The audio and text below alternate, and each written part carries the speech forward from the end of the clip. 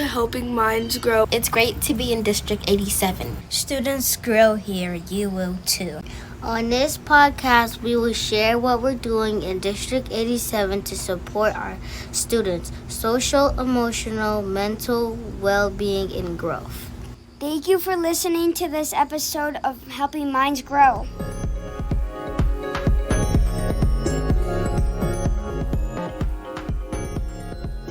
On this episode, we will focus on the first mindset, everything is possible.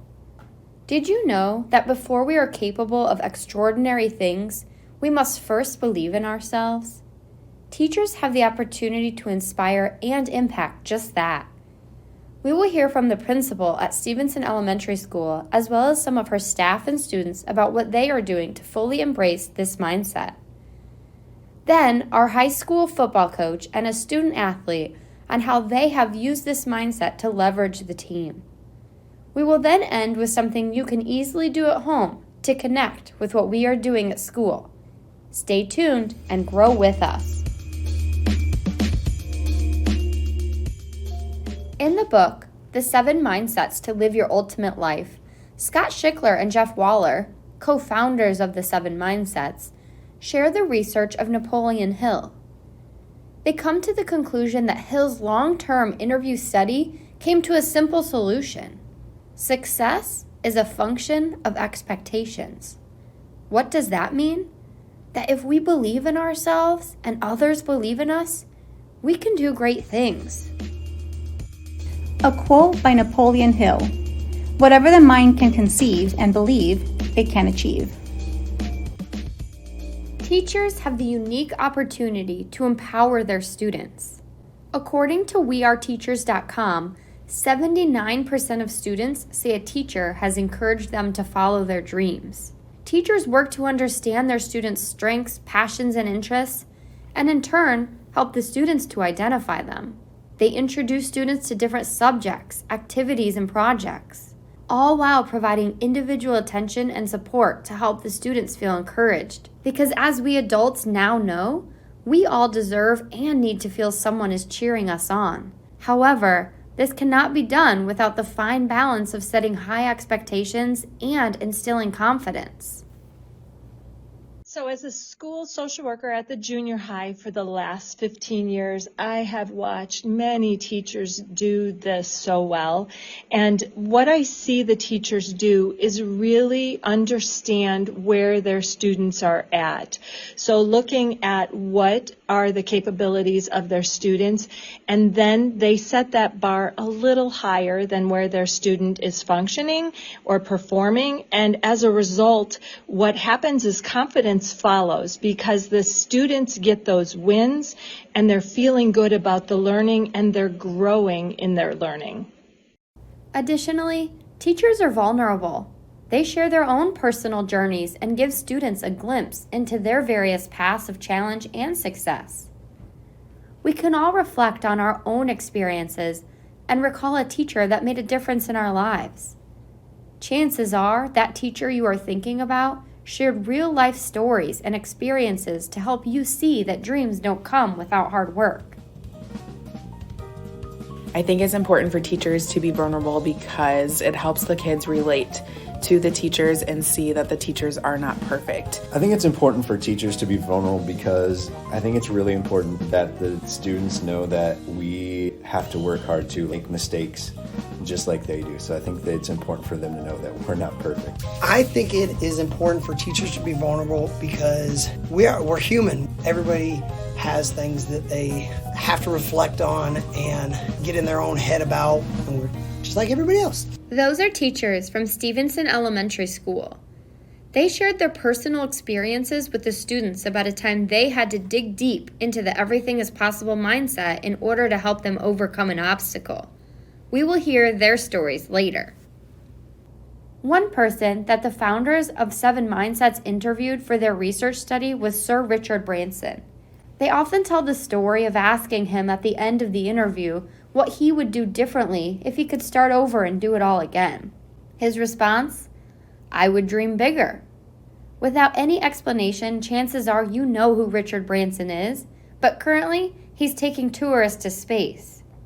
To hear him say he would have dreamed bigger made me stop and wonder, are my dreams big enough? When teachers believe in students, it instills confidence, and seeing this happen time and time again. Students are more motivated to learn and to be engaged in the classroom when they feel like teachers believe in them. And actually believing in a student can change the student's whole trajectory and achievements. Believing in students is just what all of our staff in District 87 do. On this episode, though, we're going to highlight Stevenson Elementary School because Principal Lynn Shook and her staff have taken this mindset and embedded it in everything they do.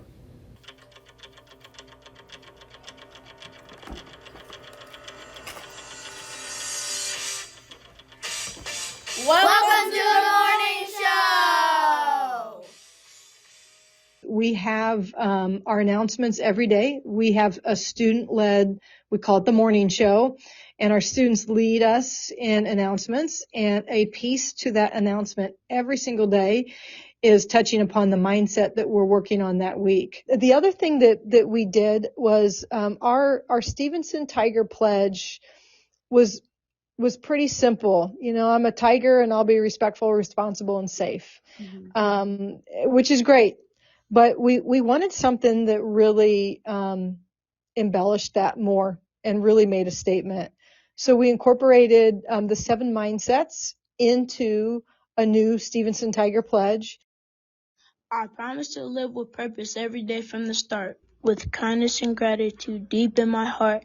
Passions will lead me and learning so true. Together we're connected, me and you. Ubuntu! Ubuntu connects us in our daily race and inspires us to make our school a better place. I'll own up to my choices and I will try my best. For each mistake that I make is a very small test. Helping others each and every day.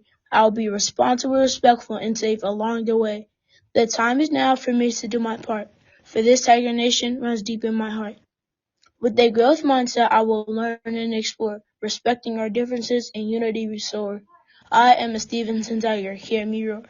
You mentioned your morning announcements, and I'd like to hear how you think that these morning announcements, student-led, student stories, and even staff stories are inspiring the rest of your staff and students. Well, it's just like anything we do. It's that relationship piece. The more that they get to know you and see you as a real person, struggles and all, that kind of connects with them and resonates with them. It's also helping students have confidence to speak and even read potentially from a script if they're reading a story. And I've had 2 students now come to recite it to me without reading it. And they've taken a lot of pride in that. And I love that. But then also every day we have a mindset message.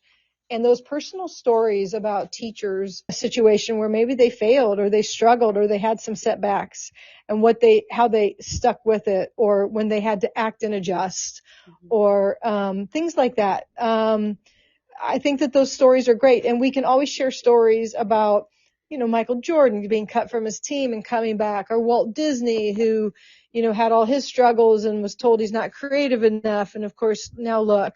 But when you're hearing a story about a teacher you have or you had or you see, I think that makes that more relevant to the kids. And they're really, really embracing these announcements. They look forward to it. And the ones that are doing it are taking a lot of pride in themselves for contributing to the school on a greater level.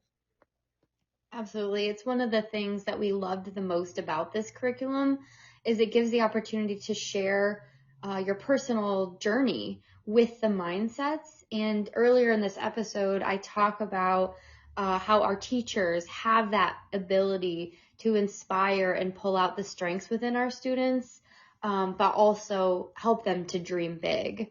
And you're doing that not only, teacher to student, but from a bigger level, which is students to students. And I think that's really exciting for them to hear from each other. I agree with that. Now, let's hear a few of those personal stories from the Stevenson staff that they shared with students to help encourage them to dream big and act and adjust. When I was in college, I got a softball scholarship to pitch at St. Xavier University. And in the fall, my very first game of my freshman year, the very first pitch to the very first batter of the game, I gave up a home run. I looked over to my coach, and instead of her being like, oh my gosh, what did I get myself into? She was laughing, and that helped me completely calm down and regroup, and we ended up winning the game. So not my ideal start, but it was great to come back from that and have that positive attitude from my coach to help me recover. So after high school, I went to college for a while in Arkansas. I didn't do very well and I was homesick. So I stopped going to school and I came back to Illinois. I just worked full time. A few years later, I wanted to try again, but I still just couldn't get into the swing of things, and I just really couldn't get the school thing going. So I took another break. And then after working years in IT, I decided I want to make a change to be a teacher, which meant I had to go back to school. While I was in school, my wife was pregnant and we had a baby. So I was working full time, helping with the baby, and going to school at night as well. I really wanted to be a teacher, so I worked as hard as I could. And I actually ended up graduating at the top of my class and getting my first job here at Stevenson, which was a great reward for all that hard work.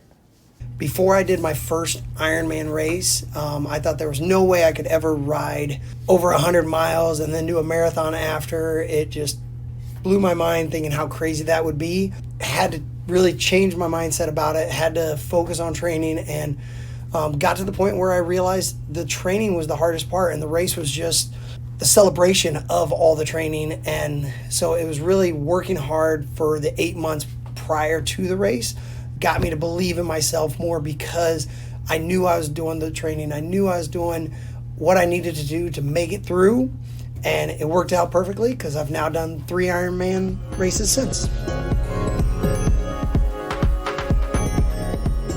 All right, on the line I have Lynn Shook with us, the principal of Stevenson Elementary School. I'm really excited to have you here with us today to talk about the everything is possible mindset.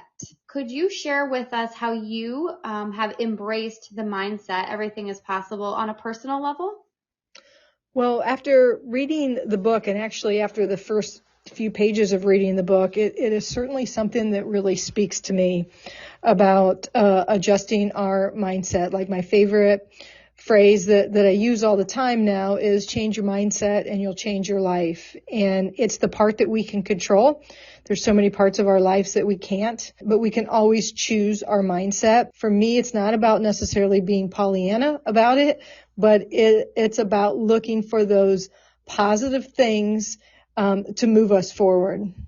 Tell us about Ubuntu. This phrase has been a big part of your building. So how have you incorporated the 7 mindsets into it?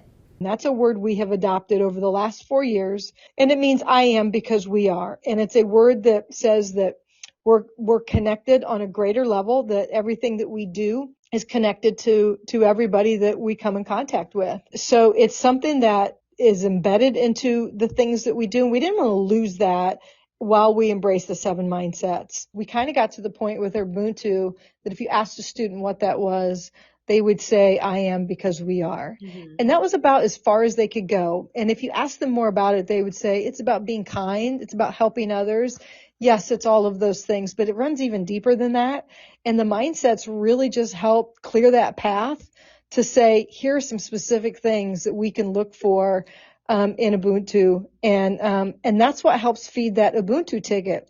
For example, when we talk about everything is possible, some of the characteristics that we're looking for to earn that Ubuntu ticket is setting goals for yourself, showing that you believe in yourself, creative problem solving, managing our emotions, and practicing self-calming skills when needed. So what I love about that isn't that saying that, oh, you're never going to get escalated or you're never going to have to solve a problem. It's about learning from your mistakes, and those are situations that kids are in all the time. And it's not about being perfect. It's about when you're in these situations, what can you do and what can you see is the positive avenue out. And so that's a great connection piece for us. This year, our theme is leveling up our Ubuntu using the 7 mindsets. And we've just basically taken those principles and still embrace the Ubuntu. They kind of really go together. I'd like to end each episode with a piece of advice or tip or trick for parents. Could you share your best advice for applying the 7 mindsets at home? I am a parent, and I think like all parents, we always wonder if we're doing it right, if we're making the right decisions, and we don't always know if we are until later down the road. One of the things about these mindsets is I try to use the language of the mindsets because I think that that's just positive in nature. But one of the things that we talk about is this quote that I enjoy.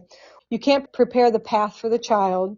You need to prepare the child for the path. And what that says to me is I have to give my child a lot of opportunities to touch upon these 7 mindsets. I have to talk to him about how we embrace everyone. We have to look at being your authentic self, being who you are and being okay with it, even if you're different than other people. We talk about stretching yourself and giving more. We talk about that attitude of gratitude, not what went wrong today, but what are the things in your day that you're grateful for. Those are the things that it's that mindset change, and it's how we're going to frame things, because I can't frame the outside world for him. I can't control that. He can't control those things and other people and the situations, but we can control ourselves.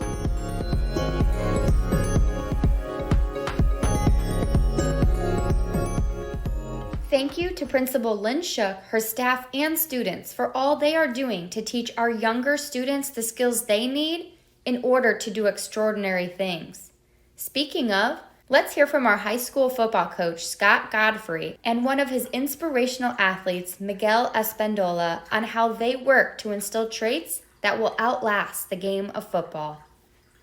We try to make our program one that builds quality young men, regardless of if they're going to go join the workforce after high school, go off to college, whatever their plans are. We check their grades weekly, grade checks, just so we're staying in tune with how they're doing, even when we're maybe not seeing them as much. Same thing with tardies and absences. We weekly check and see how often are we missing classes, so that we can hold kids accountable. And then we just have we have standards of commitment within our program. We try to get our kids to commit to something and stick to it. And through all of that time we have with them, it isn't always football. We'll try to do some fun things. We've done some team building. And then we've even recently volunteered part of the bed building project. Miguel and a group of seniors kind of all went out there and helped load trucks and do those things. So we like to give back, stay involved, and teach our kids that there's some lessons to be learned from football that should hopefully help you later on in life. So Miguel, you've been part of the team for 4 years. How has that type of support influenced you as a student athlete? Coach Godfrey talks a lot about effort and competing just in everything you do. Like, no matter what week it is, what opponent it is, how tough they are, he wants us to show the same amount of competitiveness and effort through week in, week out. Even if it's in the summer, even if we're scrimmaging a team that we're not going to play in the season, if it's just a camp that we're going to, he wants us to try our best, because you can't get better if you're not trying your best. I think what you described is that perfect line of accountability and support. You have high standards for them, whether on or off the field, but you also love them and work to build that sense of family, and that will take them far. Coach Godfrey has said that you have the mindset that he'd love to see in other students, which is that positive, working hard despite any obstacles. Who in your life has contributed to your mindset? Definitely my parents. They come from a different background than me, less fortunate, I believe. Pushing every day's a new day, and you create your own luck. So you come in, work hard every day. I mean, you're going to get your good grades, and you're going to be where you need to be because you've earned it and you deserve it. So I'd like to end each episode with a tip, trick, something that parents can do at home to teach the mindsets. So both of you, what is something that families could do at home to teach this everything is possible mindset? I think perspective is a great thing. Just knowing what kind of day everybody else is having around you, or what kind of week even, how they're feeling, so you can adjust to them and provide what they need to be provided with. I think to go with the anything is possible, we talk a lot of times about goal setting, and then within that goal setting, understanding anything is possible, but how you're going to achieve that. Within our program, we're about lofty goals and setting those, but we have to be realistic in how we're going to get there. And that goal may have 5, 6, 7 tiers that I have to check off along the way, as if I'm climbing that mountain. It's not going to happen overnight, and I'm going to have to put in real work. And so what are the things you're doing to achieve those goals when nobody's looking, where you're motivated on your own to do it? Because if you're not motivated to do it, then anything isn't possible. If you're motivated to do it, then anything is possible. The Everything is Possible mindset has 4 learning objectives: dream big, embrace creativity, think positive, and act and adjust. Thank you all for listening, and stay tuned for our next episode, which will highlight the second mindset, passion first. So now it is time to ask you, which mindset is your mind set on growing today? Thank you for listening to the episode of Helping Minds Grow. Join us next time. Thank you to 4th grade students at Stevenson for our intro and outro, and to our very own junior high student, James Ransom, for his self-created music throughout this podcast.